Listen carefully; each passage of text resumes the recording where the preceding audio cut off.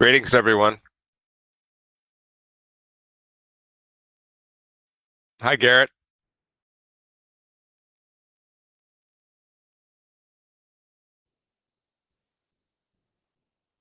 We'll give it a few minutes.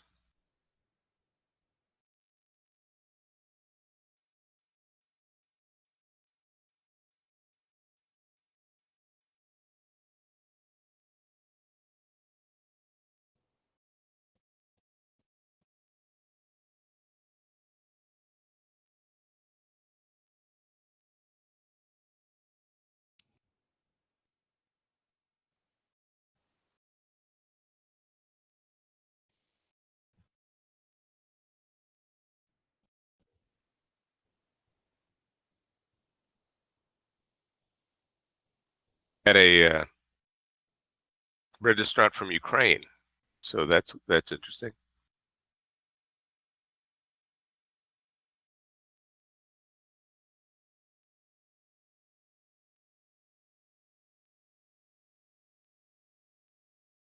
It's 2:01 here. We'll give it a minute or two more. Greetings, Garrett. Hey, how are you? Hi, Garrett. How are you? Good. How are you? Good to see you again. Good to see you again. Quickly, what the agenda looks like is we're going to go through. Anthony is going to do the electronic bill of lading session. We have an electronic bill of lading that's authorized by FIATA. It's an industry standard. So we're going to walk through that. And then Garrett, we're going to let you talk about GenFlat, your patented process and collapsible container and repositioning. And then we're going to go through a couple of quick examples of some industry best practices. And we've got a video in between. So Anthony, you want to kick things off? Sure. Okay, so I'll just try to share the screen.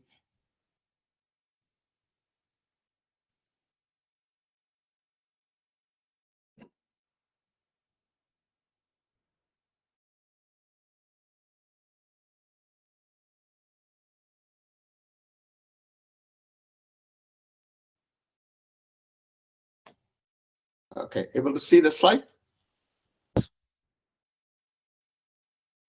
Okay. So good morning, good afternoon, and good evening, everyone. Wherever we go today, whether it's technological conferences or business conferences, people talk about artificial intelligence or Gen AI, robotics, and everybody says that now is the future is going to be, AI or robotics.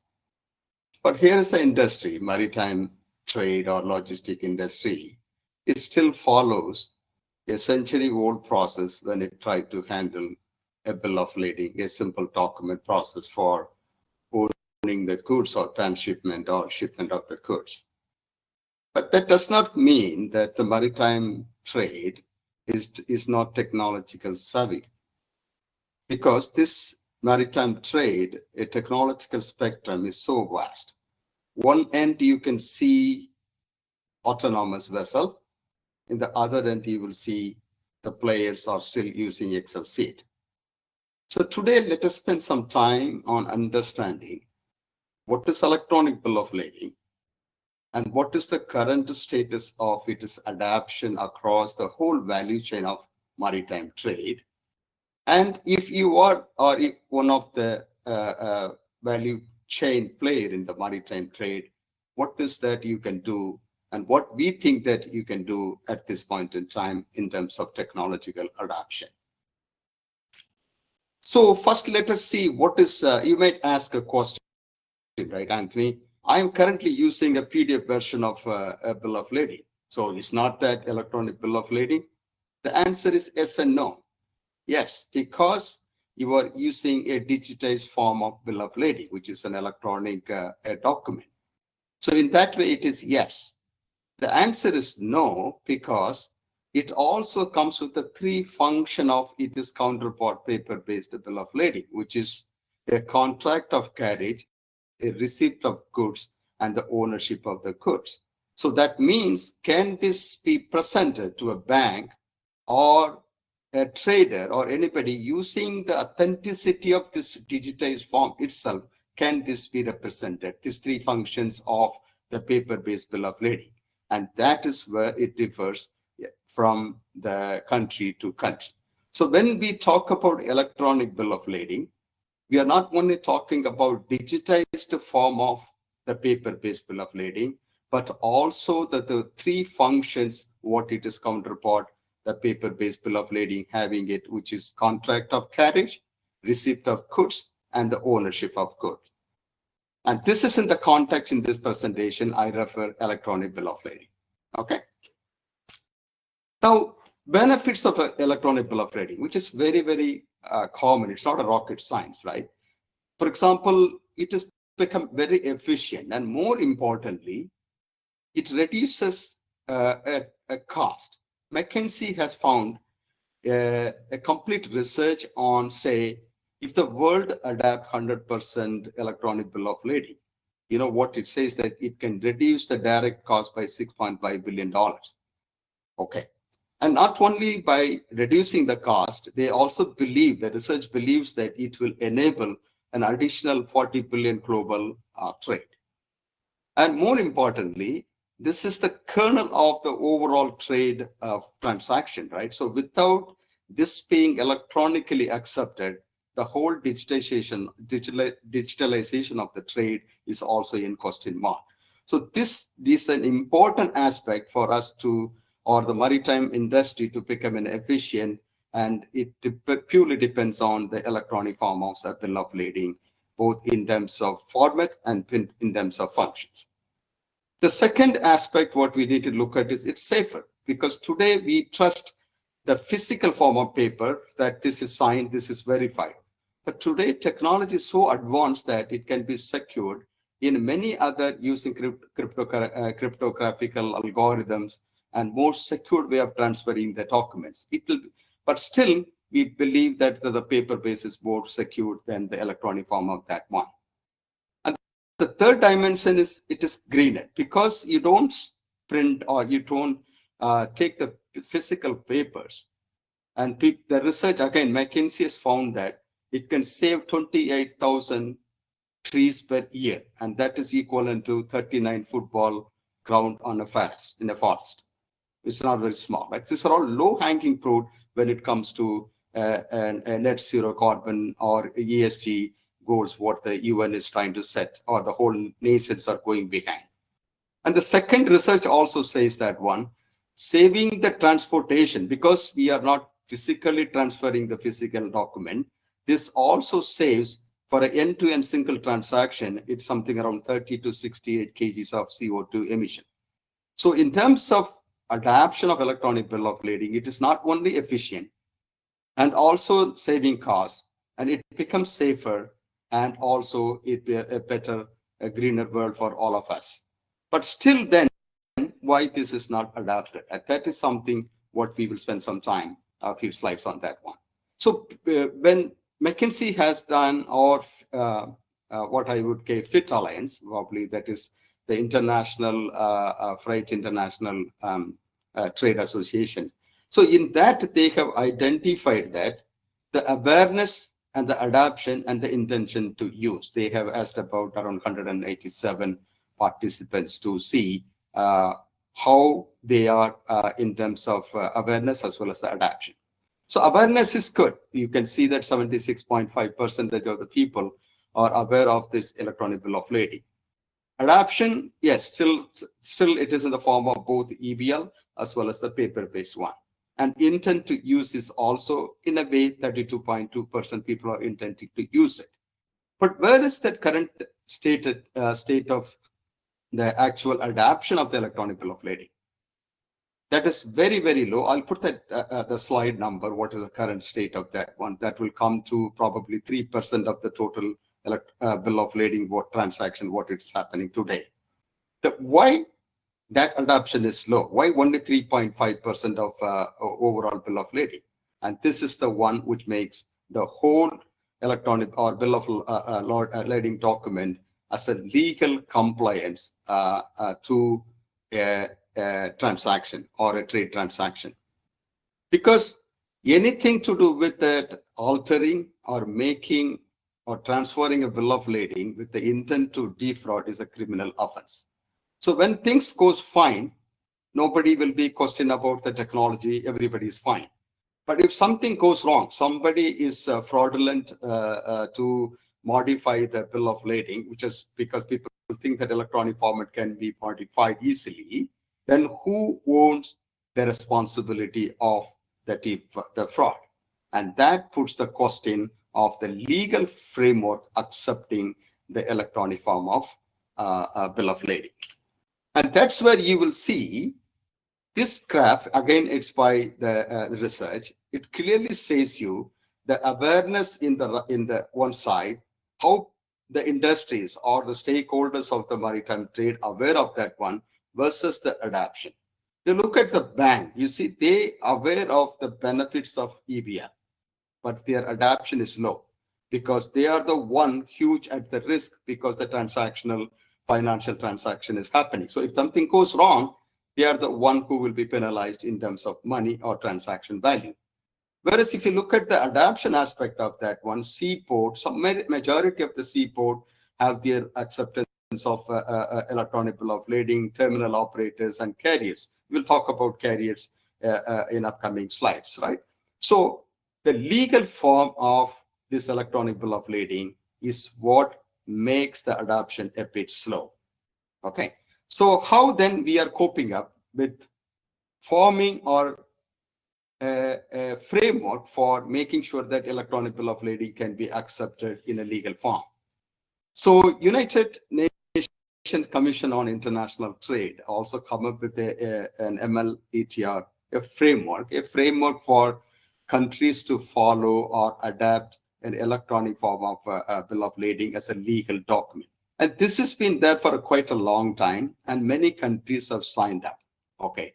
So what they believed is that unless until the legal form is being adapted, accepted by the countries, it may be very difficult for the whole global trade to take it, because the global trade is network of business, right? So if one country accepts electronic bill of lading and another country is not accepting, and still I have to send the paper-based document. So unless until majority of the overall nations accept this form as a legal form, the adoption will be the challenge of that one. So let us understand then where we are today. I think you can look at, I will share you, I think now itself you can quickly go back and look at some of the digital MLTR websites or digitalizedtrade.org, and it gives you the current adoption of the MLTR framework. So in that, if you go back, only few % of the organizations follow or accept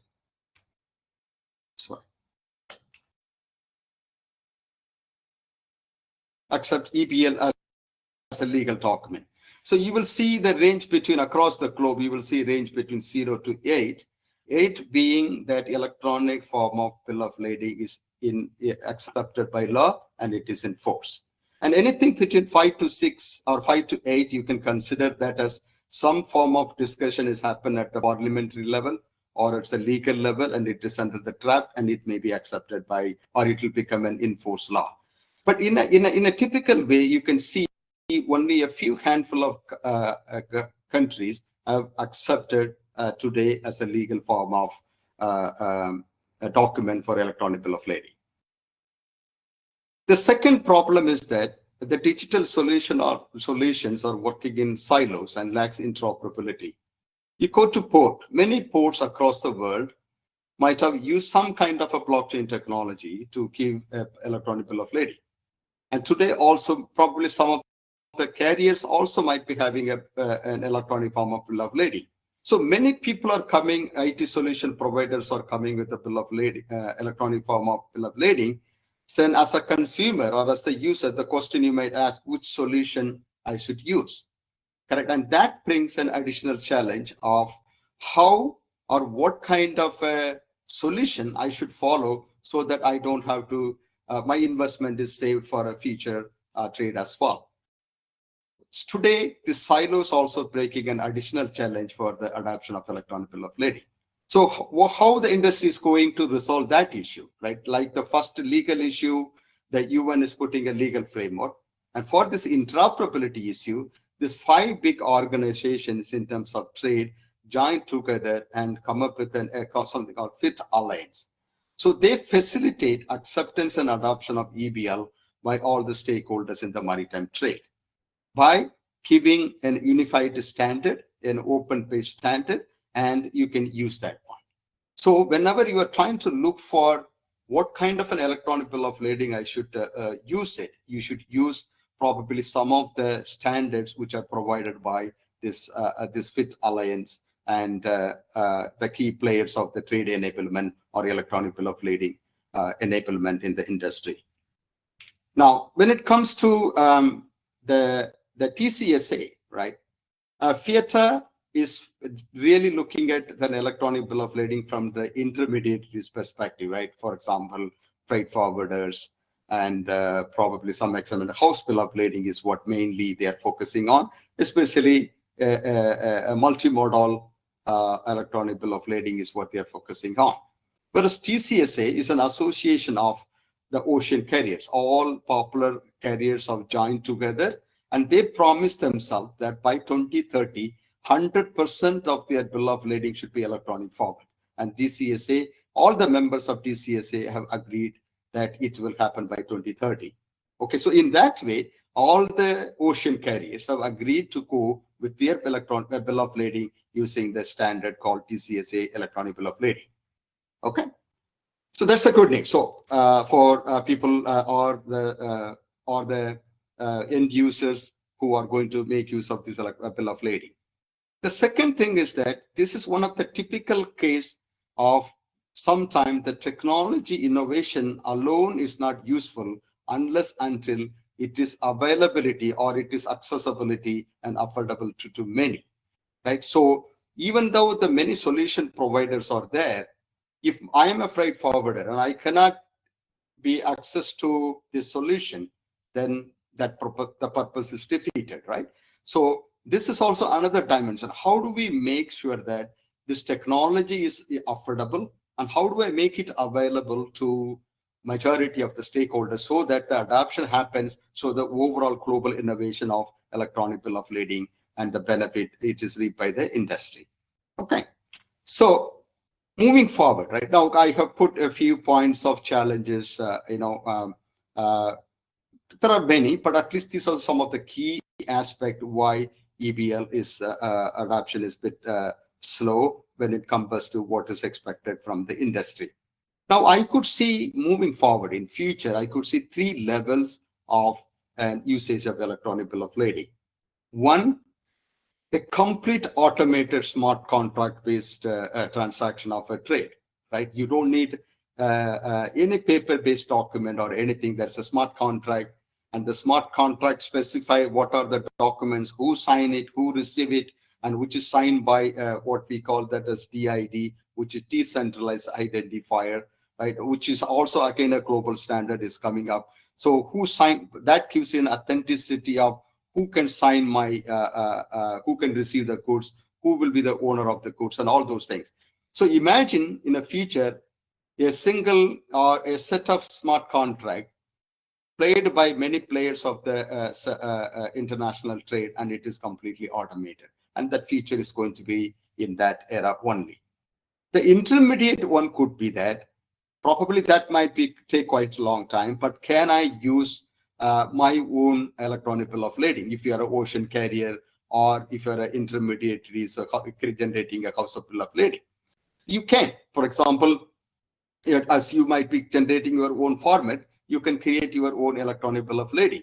But the question is that will that be accepted by the legal forms? Will that be accepted by the authorities of the different nations? And that's a question mark that as well.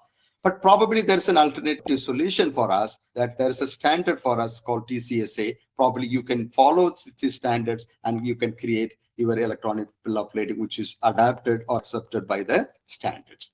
But the third one is what I normally recommend is that you use a digital platform, right? If there is some digital platform which endorses an electronic bill of lading, then you really don't have to worry about that one. Because tomorrow, if the bill of lading standard changes, or if that has been accepted by many countries, and your electronic bill of lading is automatically provided by the platform, so you don't have to worry about whether the format of the bill of lading what you are using is accepted or not, because the digital platform can take care of the complete adoption of the EBL.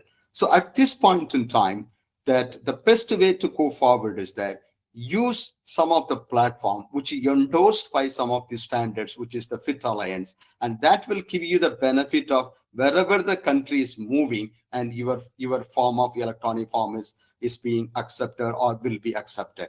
The second thing is that even in some countries, if that is not accepted, the advantage what you can show is that, okay, I haven't adapted to a technology. If you want, you can use it to in an electronic form. For example, in US, EBL is accepted. In UK, EBL is accepted. Singapore, EBL is accepted. Abu Dhabi, EBL is accepted. So you will be seen as one of the technology advanced adapter, which will be perceived as a good vendor compared with other people in the market.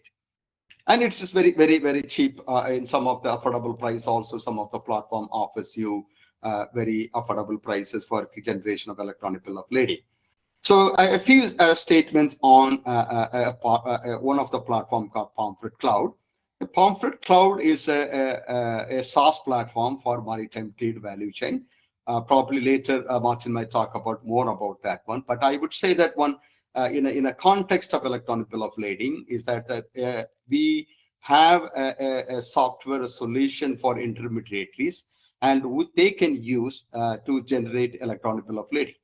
Correct. So Pomfret Cloud is already we are part of FIATA Alliance, and we are partner of a technology solution provider of the standard of electronic bill of lading provided by FIATA. So that way you don't have to worry about it, right? So you just using the solution, you automatically generating and providing bill of lading, which is accepted by the world standard.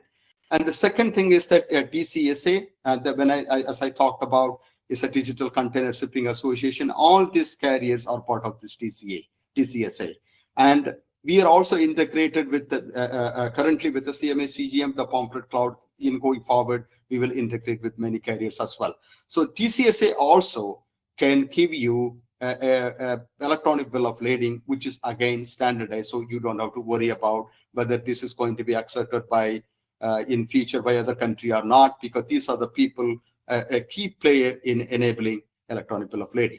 In worst come worst, suppose you are a small carrier, only having 5 vessels or 6 vessels, and you want to create your own electronic bill of lading, then also we are using DCSA standard to generate bill of lading. So that way you can also can have your own custom bill of lading if you are a carrier, and can be used as part of the, or can be complied to the DCSA standard of bill of lading. In addition to that, there are a couple of other benefits we have. I'm not talking more of that one, but in order to keep a simple thing is that it can take care of, if you are an intermediaries, it can take care of your booking management from the customer side, as well as from the carrier side of the shipping management. And also, if you have a containers, it can have a smart container tracking if you have a IoT-based devices. And if it is a manual-based thing, then it can take all the events generated by the carriers or any other devices, smart devices, it can be in one place. And so that's all I really wanted to talk about that. And if you generate, right, for example, if you come to Pomfret Cloud and you use some of our solution, and you can create a bill of lading that looks like this one. The advantage that of this electronic bill of lading is that you see this QR code, and that QR code is more than enough. You give this document and somebody is saying that, okay, I want to validate that one. Scan this QR code and it automatically goes to the FIATA electronic bill of lading. In fact, we checked with them that can we come up with the verification of the electronic bill of lading, but the FIATA has told that no, you can generate the electronic bill of lading, but always the verification comes to their web portal or their solution. So this QR code directly goes to the FIATA verifier, and it will say whether the electronic bill of lading is valid or not. And this one is generated in the test system, so it may not be, but in production, that is the intent of verification for your electronic bill of lading. So I have a small, a few seconds video. I'll just play that one in a Pamphlet Cloud. How okay. I'll increase the speed. Okay, so this is one of the solutions what Pamphlet Cloud offers to freight forwarders, and along with another solution, C Fleet for NVOCCs, where you can create your commercial booking by creating the voyages or mentioning the voyages, destination, and the source of porting, and you can create the containers, what type of containers, and the commodities, and the different parties. For example, who is the consignee, who are the shipper, and who is the C2O agent, who are the carriers, and all those details you can enter that one, and then it goes to the next step. So in a typical trade flow, if you're a freight forwarder company, you create a booking first, and then you go to the shipping instructions. And once the shipping instruction is provided, you go and generate the bill of lading, or you submit the shipper information to the carrier, and then they generate the bill of lading. The advantage of this one is that if you are integrated, or if you have your own carrier, the solutions are already integrated or can be integrated with your carrier, so that your bookings, your shipping information, all those things can be passed. This is a generation of shippers information, which can be passed to the carrier, and the electronic bill of lading can be created seamlessly. Either it is a FIATA for your house bill of lading, or with your ocean bill of lading, or master bill of lading with your carriers, if you have a integrator, or if you have a part of certain carriers agreement, we can do that as well. With that, I think that would be my presentation. I think I'll forward that. Few seconds, Martin. Sorry for taking more time.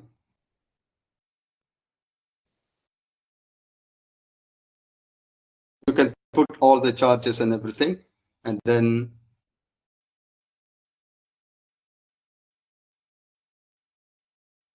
there you go. So once you submit that one, it goes to directly call to the whoever the parties involved, and your electronic bill of lading is created. One important thing is that this is a demonstration piece, and this logo, whatever we have seen, that logo will be your company logo, not our company logo or anybody else. This is a sample logo, and when you are tied up with the Pamphlet Cloud, and when you are a FIATA member, your logo will be used in this one, so that it will be seen as your electronic bill of lading, not from any technology solution provider. Thank you very much. That's all I have. Thank you, Anthony. So Garrett, I've got your GenFlat PowerPoint, or if you want me to share the screen, you can take over. Okay, I guess let me see if I can share mine.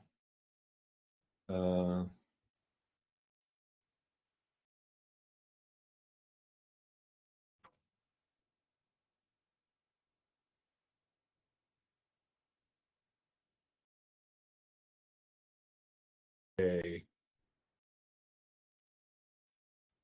Can you see that? We can see that. Good. Okay. Well, yeah, thanks for inviting me, and thanks to everyone for joining. About 60 years ago, Malcolm McLean invented the shipping container, and it completely changed the shipping industry, brought a lot of great change. The container has really not changed that much since then. It's been 60 years, and it's essentially the same box. And we noticed that we had a huge problem with empty containers stacking up at ports. If you've ever been to a port, you can see that many of these yards are stacked 5, maybe 8 containers high. There's a lot of congestion, and there's really nowhere for those ports to go. and moving those empty containers around, whether it's moving them within the yard or getting them back on a ship and sending them back to their origin so they can be loaded again, there's just a lot of congestion. There's a lot of chaos. So at GenFlat, we have developed a collapsible shipping container, which addresses many of the problems that the shipping industry faces today. Our containers, when they're expanded and loaded, they act as any other container. They're actually stronger than a standard container. They can hold cargo just like a normal container.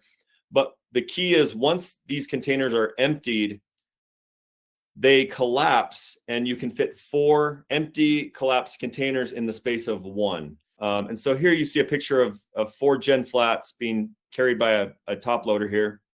In the background, you can see all these conventional containers stacked, looks like 5 high. With GenFlat containers, you would cut that into basically 2 high. So it reduces congestion at ports and container yards. It reduces the number of repositioning moves necessary. So that's GenFlat. I'll get into a couple of the particulars about how this works. So as I mentioned, on the left here, you see that this is expanded. It's a normal container. We have a device called the Jenny, which is that yellow piece of equipment there you see with the wheels. The Jenny essentially, there are cam latches at the bottom of those doors. You unlock the cam latches, and the Jenny then pushes the doors into the roof of the container where they are locked into place. Once that happens, you can see that in the collapsing picture, the containers collapse down, they lock into place, and then you can then stack 3 additional containers on top of that collapsed containers. Once they're stacked in 4 containers, they can be lifted and moved like any other container.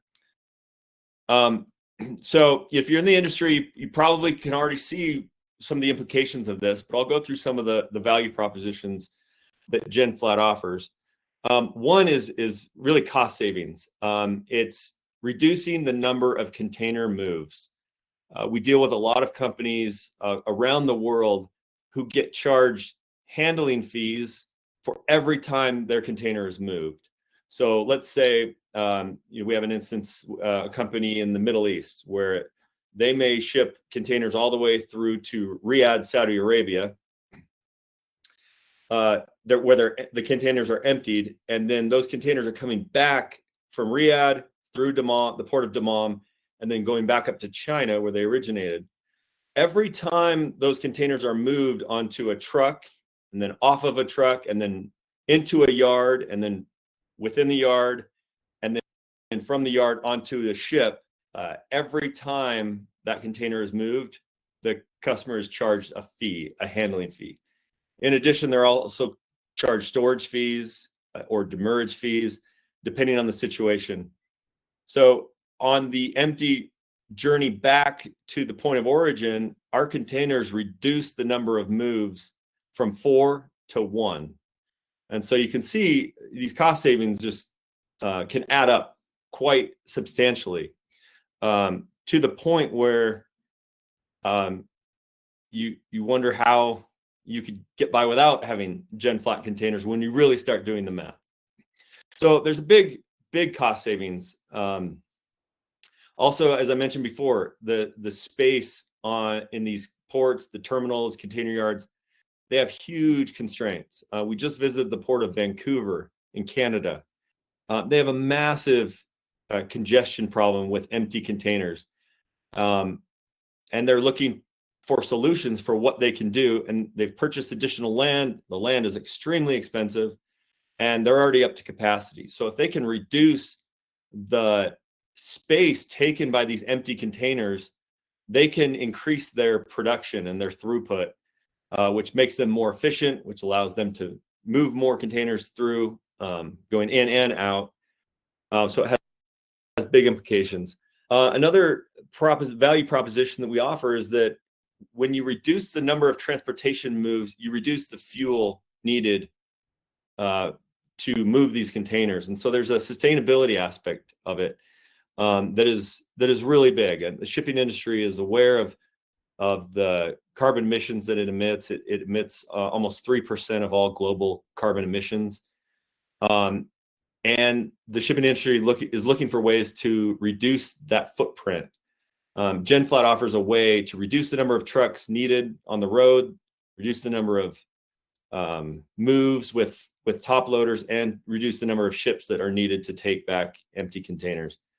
In addition, I'll just share one quick example. There are actually revenue generating opportunities as well. We are working with a company that ships from Korea to the Pacific Northwest. And there's just mostly one-way trade. But once those containers get to the Pacific Northwest, those containers are emptied and they still need to go back to Korea where they can be reloaded.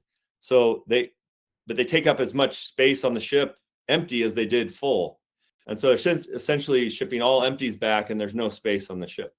Well, they have opportunities to ship goods like bulk items like lumber, soy, wheat, things that cannot be loaded into a conventional container. And so by using GenFlats and now collapsing the containers and shipping 4 to 1, they now have freed up space on their ship to ship other items from the Pacific Northwest to Korea.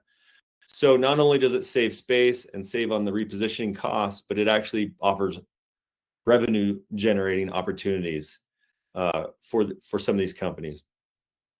There are some steps, as I mentioned. You've got to collapse the container and lock it into place. So there is a slight operational change there, but based on our trials, they've been minimal, and the cost savings far outweigh any addition in operational impact. We offer at the moment 20-foot standard containers, 40-foot standard containers, and 40-foot high cube containers. This is the Jenny that I mentioned. It's very sturdy, but also lightweight, easy to ship across the world. And essentially, you only need a Jenny where you're going to collapse the containers. So the containers, once they make it back to the point of origin and you go to expand the container, you don't need any additional equipment. All you really need is a forklift or anything that can kind of pull that door shut. So very minimal impact there. The Jennies are also quite inexpensive, and so it's just a very efficient way for us to collapse these containers. Now you may be thinking to yourself, well, if those containers fold in the sides, are they really strong? And we faced those questions. We don't shy away from them. We have actually designed this container to be more durable than a standard container. We've strengthened the posts on the ends. There's extra metal on these panels to make sure that they hold up. The hinges are heavy duty. So we have engineered and manufactured these containers to be stronger than any other container. They're manufactured by CIMC, which is the largest manufacturer of containers in the world, and have a great reputation. And they're very high quality. We initially manufactured 100 containers, and those have been shipped all across the world. They've been raised and lowered about 100 times, which really represents more than the lifespan of a container. Because we anticipate that if these containers are going, so let's say from China to the US, there's probably 4 to 5 round voyages per year, which, a 10-year period, those containers are being raised 40 to 50 times and being collapsed 40 to 50 times. So all the other times they're either functioning as a regular container or they're in their collapsed state. And so we've tested these far more than anything that they're going to experience out in the field. Another question that we often get is about safety, which is totally understandable. We have built-in mechanisms to ensure that our containers are safe, that the collapsing process is as safe and efficient as possible. In addition to that, when we stack these containers, rather than having to stack them 8 high, which is a safety risk, you don't need to stack gen flats as high as that, which makes it safer for the workers to lift them up and move them, because they're not reaching 40 feet, 50 feet in the air to grab these containers. And very little maintenance required. They do have hinges on the side of the container where they collapse. Just standard maintenance. They need to be lubricated. We recommend every round voyage they should be lubricated, and so we haven't experienced any issues with maintenance problems. It's pretty standard, and we also offer a manual and training, and we're here to support our customers as they implement these containers. I mentioned the sustainability. We feel strongly that we can do a lot of good in the industry to reduce the emissions that are generated. We have different pricing models. I won't get too deep into this, but our containers are more expensive than a conventional container because of the additional components that we manufacture. But we are flexible. We oftentimes, the first thing that we'll do is to try to understand the operations and logistics of a potential customer to make sure that it's a good fit. And the 3 things that we're really looking for are typically a closed loop situation from point A to point B and back to point A to start with, and then we can expand from there. Where there's a big trade imbalance, where goods are going one way and empty containers are coming back the other way, and then a customer that is committed to sustainability. And once we get their logistics and operations, we understand that we can use our algorithm to put together cost savings estimates to show them what they're going to save. For instance, with the container handling fees that I mentioned earlier, it's pretty easy to just do the math and reduce those from 4 fees to 1 fee. And usually it comes out to where these containers pay for themselves in a year, with the right customer, and maybe 2 years. And if it's not the ideal situation, we still anticipate that these containers will pay for themselves within 2 years, and they have a lifespan of 12 to 15 years like any other container. I mentioned that we've done some trial runs with companies. We shipped tires from Thailand to California for Discount Tire. They were very happy with it. It's a big success. We have a trial run in the Middle East, going from China to Dammam, Saudi Arabia, with Mac Container Line. That's going very well. We've shipped these containers, like I said, all across the world to do different demonstrations and trainings and whatnot, and they've held up wonderfully. So very happy with the success of the container. It's not easy to break into an industry that has largely been stagnant in this area for 60 years, but we're doing our part to show the value propositions, the benefits that gen flat containers offer. And we typically, our customer is a shipping line, whether it's big shipping line or regional. Those who own containers are typically our targets, but we also partner with NVOCCs, freight forwarders, and others to make introductions, and where they see an opportunity, maybe with one of their clients, we're happy to work through them to get to somebody who could largely benefit from our containers. So that's kind of the basics on gen flat. I appreciate the opportunity, and if you have any questions, I guess put them in the chat. Hey, thank you, Garrett. Well, I think that savings is huge, 75%. We're not talking about 3% or 2%. It's a really massive savings. And I've been to a lot of these ports, and I can kind of echo what you're saying. There's no place to put the empties.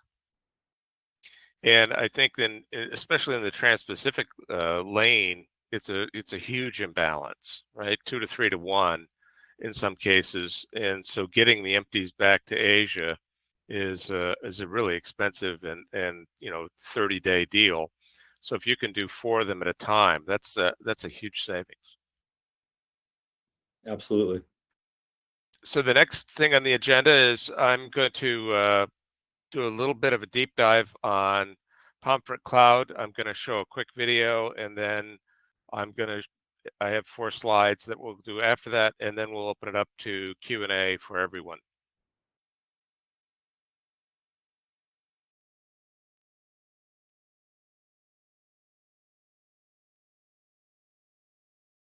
The maritime industry faces challenges like delays, inefficiencies, and human errors. But change is on the horizon. Introducing Pomfret Cloud, a revolutionary digital platform by Entos. Pomfret Cloud integrates data from across the supply chain, providing real-time insights. Through these advancements, efficiency and cost savings are achieved, benefiting all the stakeholders across the industry. Sorry, John, video is not coming. Delays. Pomfret Cloud ensures on-time departure. I'm sorry? Video is not displaying. I'll start it over.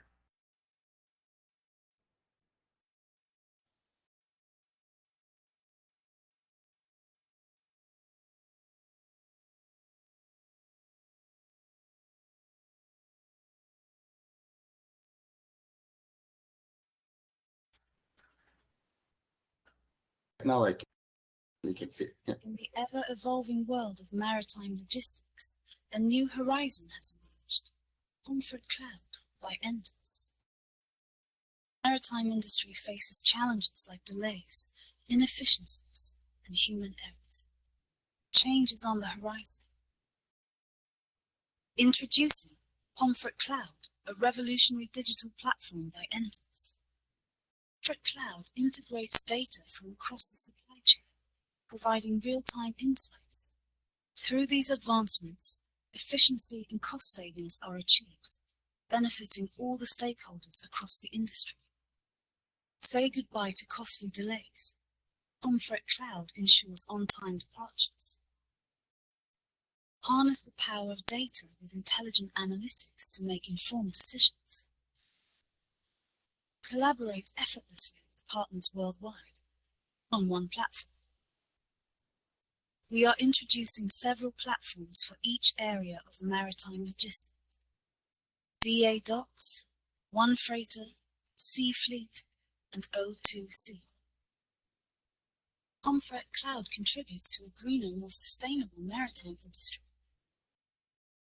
The future of maritime logistics is here. Entos' Pomfret Cloud, shaping the future of shipping.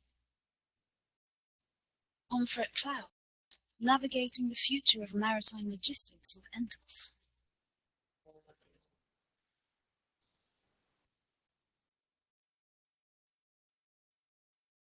Okay.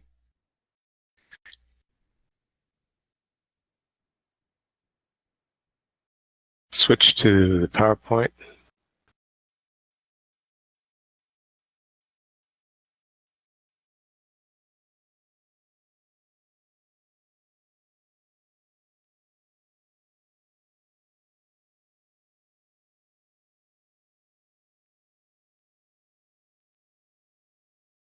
So as Anthony mentioned, one of the goals of using modern technology is to eliminate expensive human touches.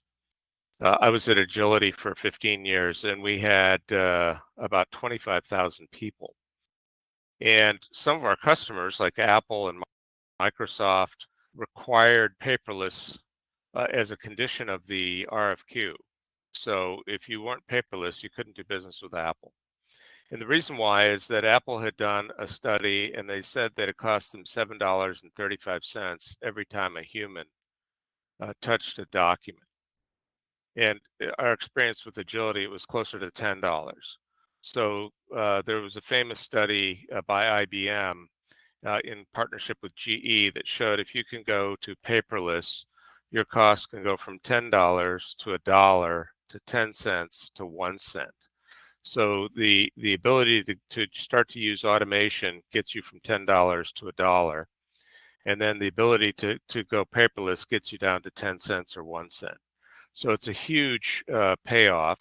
And it's easy to validate that math. If you are doing an international ocean shipment from Singapore to Los Angeles, that means you have a $60,000 head in Los Angeles touching paper, and there's 35 touches for every ocean freight shipment, and you have a similarly priced person in Singapore also touching those shipments. And then, as Garrett mentioned, you've got all of these touch points, right? There's a chassis operator who delivers an empty to a loading dock where the container gets stuffed, and then it gets transported to the ocean port. So there's a lot of these transactions. And the big ones are, if you go to a big liner like CMA, a vessel operator, they've got great technology, right? So the big vessel operators can tell you with the satellite tracking GPS where their ship is, what the speed and direction is, what the ETA is. But outside of that, the ports are kind of wrestling with how do we track things through the port? As Anthony mentioned, it's mostly paper. So one of the things that we're doing in our focus with NVOCCs and transportation intermediaries is looking at all of those touch points, all of those data transfer opportunities. And as Anthony also mentioned, there's a big trend toward AI, but AI works best when you give it big data. And so that data needs to be in a digital form for the AI to work with it. So any kind of optimization, any kind of manipulation or a TMS, transportation management system, that you're going to use requires the data to be in digital format. And Anthony referenced the number between 3 and 4% is the electronic bill of lading adoption currently. So there's a huge upside. So one of our goals is to make that as easy as possible, right? To make those touch points, everything from booking the cargo to the movement of the cargo to registering booking it onto the ship to tracking it from origin to destination. We're looking at all of those pieces and digitizing those connection points. And some of them are unglamorous, right? A lot of that stevedoring activity or a lot of that chassis operations is run by very small companies. Let's call them ma and pa operations, where it's a trucker and his family, or a trucker or 2 or 3 employees. In Los Angeles, Long Beach, there may be a few hundred trucks in one of those fleets, but around most ports are a lot of small businesses, and they don't have the access to the same tools that a Hewlett Packard or a Microsoft might have. So the goal is to equalize that playing field at a very low cost. So the way we do that is to break down the shipment activity into different modules so that we follow the workflow. And so really, we're not trying to get anyone to change. So if you use CargoWise, if you use Oracle or SAP, for example, we're not asking you to stop doing that. We're asking you to write an API with us at a very low cost, so we can take that data and then put it in the platform and take advantage of that data in a digital format. So we achieve paperless without disrupting the existing investment people have in IT. So one of the things that we see with NVOCCs is this is a differentiator. And again, that 3% adoption rate, if you have an all digital paperless workflow and your competitor doesn't, your costs are going to be lower and you become more attractive. It's a differentiator to the customers. And so one of the things we've found is once people have access to information, they don't want to go back. An example I'll give of that is 20 years ago, FedEx came out with the portable scanner that they use to track FedEx shipments. And if you go into FedEx or UPS or DHL now, you can track your shipment pretty much anywhere in the world in near real time. People expect that for heavyweight cargo too, but it isn't there. So again, once it's on the vessel, CMA can tell you where the vessel is. But there's 40 steps, 35 to 40 steps in every ocean transaction. So there's a lot of work that remains to be done. And one of the things we've done to make the adoption rate increase is we make our platform available to shippers for free. So they can make their booking for free and track their cargo for free. And we think that's enough to get them hooked, but it also makes them an easy candidate. From a carrier standpoint, or I'll use my example at Agility, one of the top 10 forwarders, is that those efficiencies, when you've got a $60,000 head at LAX or Port of Long Beach and one in Singapore, that's $120,000 cost. And the average person maybe does about 20 files a day. So this is a very expensive human activity. And up until now, the automation really hasn't reduced the need to have people. So when I was at Agility, whenever we won a new customer, we would have to scale our employees. And obviously, that's not a great growth model to have to hire new employees to do the work. So the industry has done a study, and the math comes out to be about 50% of all of a freight forwarder's costs are G&A and overhead. And that means paperwork on the workflow side. So that's a huge opportunity to reduce costs throughout the life of an ocean shipment. And then once you have that, you can take advantage of all of the benefits of having things online. We think that there's going to be a big movement toward distributed ledger and blockchain technology for verification. That's already in place at DWC in Dubai and Jebel Ali. So some of the major ports are already starting to utilize blockchain, and you can see from our name that blockchain, we believe that that's going to be happening. So once the data is in a digital form, it's very easy for us to move that into a distributed ledger where you get all of the transaction verifications and transparency that are involved in blockchain. We're not on the currency side. It's not a meme coin. We're not trading dollars. We're just tracking shipments. But that gives you, and here's an example I'll give. We've had a lot of uncertainty around tariffs in the past month. And one of the things we're hearing from the industry is that the CEO will ask the question, what's our landed cost from Vietnam versus what's our landed cost from China? And that data doesn't reside in SAP. It doesn't reside in Oracle. There's no one F10 button that you can hit.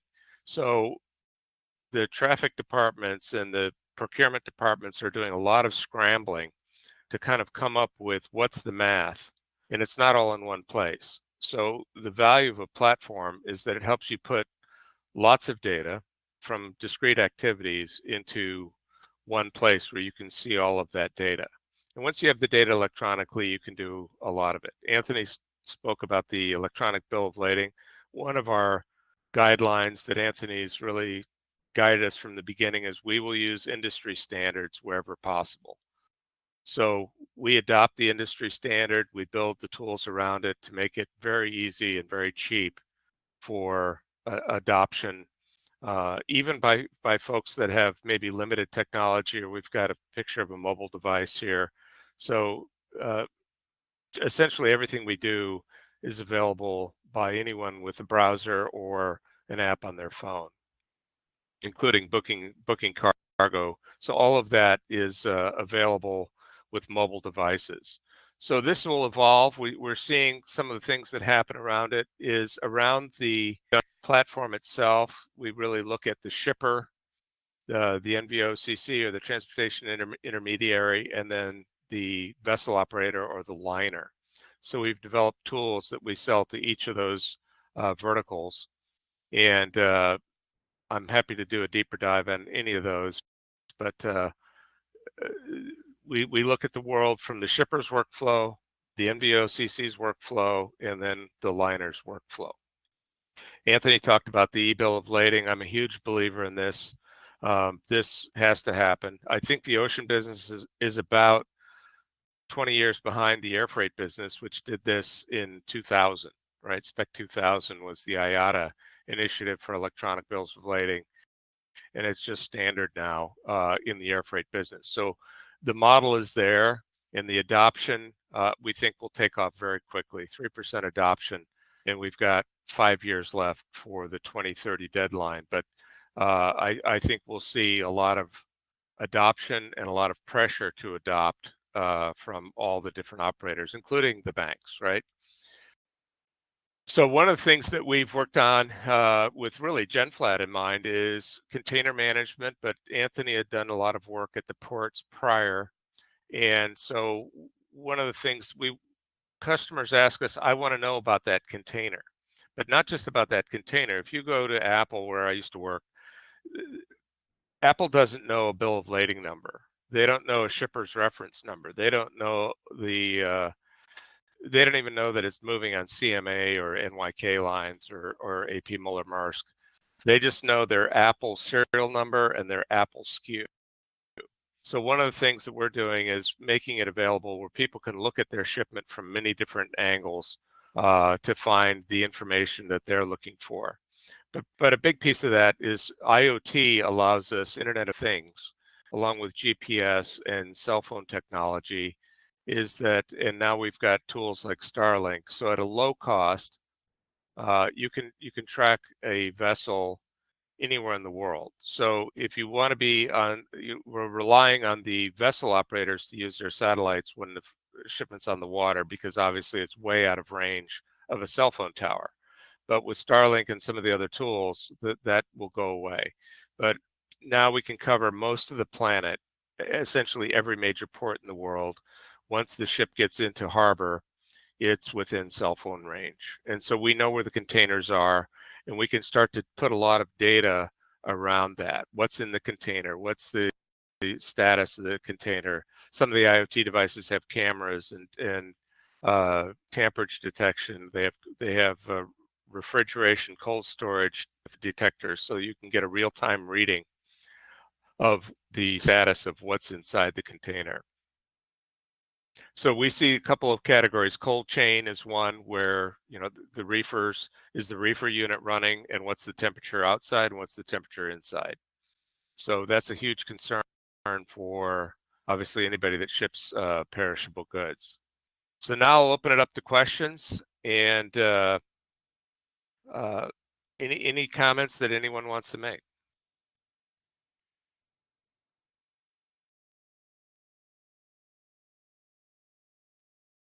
I can talk all day, as you guys know, but I'll try to be brief because we're a little bit over time. But I think that one of the things that we'll see in the next year or two is a confluence of all these different activities. IoT has critical mass now. The cell phone and satellite networks are everywhere now. That's been for years. Right? The need for transparency and data, look at the latest example with the tariffs, right? So logistics is a key element in international trade, and it's been underserved. And Anthony and I looked at a big study that was done that last year $124 billion was spent on the digitization of logistics data. And even if maritime is just a subset of that, let's call it 40%, that's still $50 billion plus. So this is an emerging market, and a lot of people will be spending a lot of money to take advantage of that. But one of the things that we're trying to show is that the cost to enter is going very steeply down. There was a great project years ago by IBM and Maersk called TradeLens. And TradeLens attempted to do a lot of the things that we're doing, except that it was very expensive. And now we see that we can do things for, less than $1, and our price point is less than $1,000 a month. And so that there's really no barrier to entry to enter the digital age from the maritime industry. So we're taking one of the oldest industries, right? The Magna Carta was written in 1215, a long time ago, and is still in use today as the basis of a bill of lading. So the Magna Carta really laid out the shipping rules, if you will, and a lot of our language, when your ship comes in, when my ship arrives, things of this nature really began with the Magna Carta standardizing that, and they're still in place today. So we've gone from that era where the industry operated. There was a technology jump with the telegraphs, and another technology jump as the internet began. But really, this is going to move on very quickly, and so we're thankful for your attention. Anthony, anything you want to add?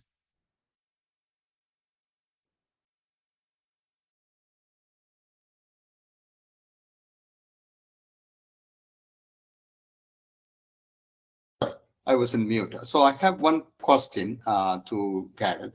That since this is a special container, right? Can this be available across all the regions, all the countries, or is there any special docker stations or container freight stations should be available for GenFlat containers to be used? Or, for example, can that be used in India, or can that be used in any other countries, or is there any specific requirements that only in those container yards, or this is where it can be collapsed or in normal shape? Yeah, good question. They can be used throughout the world. There are some regions that have different requirements, different certifications that you have to go through, but on a case-by-case basis, every time that we've been introduced into a new region, we've just simply complied with the regulations, and we've been approved. And so upfront on our part, not the customer, we take that on ourselves to make sure that we're going through the proper channels to get the certifications, if any, that we need. But yeah, we haven't run into any problems. In fact, many of the ports that we've talked to welcome our technology because they see the opportunity for them. And so it's been great thus far. And, we're looking to continue to expand even more broadly. But yeah, there no issues. Okay, thanks. John, I don't have much because I think we have already talked, so I no specific thing from my side.